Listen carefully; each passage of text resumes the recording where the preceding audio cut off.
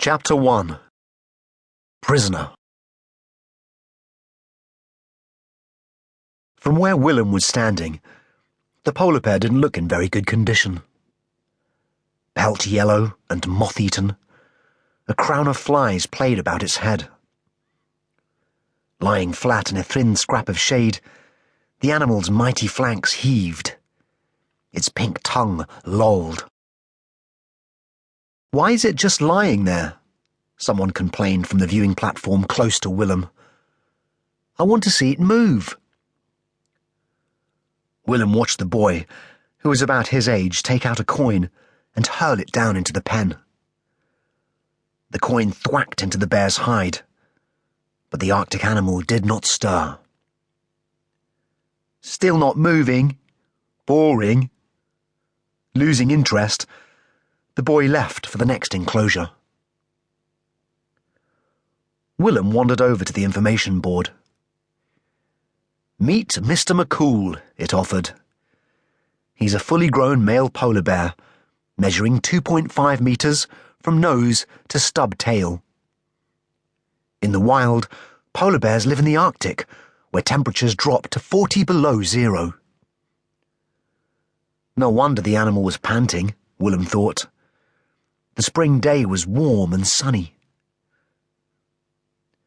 The Latin name Ursus maritimus, the board explained, means bear of the open ocean. Polar bears can swim for 4 days without resting. Willem looked down at the zoo enclosure's stagnant pool. The bear wouldn't even be able to swim 4 strokes in there. The unfairness pricked him like a hot needle.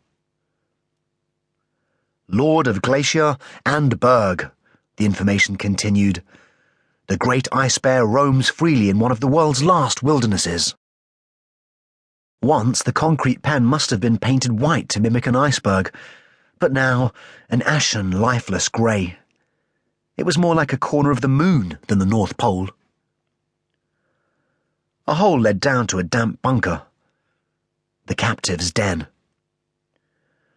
Mankind is their only enemy, the board concluded. Polar bears, the world's largest land predator, with a sense of smell 100,000 times more powerful than that of humans, are an endangered species. Climate change means that by 2020, this beautiful, noble creature may very well be extinct." Feeling his mobile phone vibrate, Willem took it out from his backpack. There was a text from his auntie, telling him they'd have to be going soon, to make it to his tutor session in time. Willem sighed. He'd forgotten about today's lesson, the last one before the entrance exam tomorrow.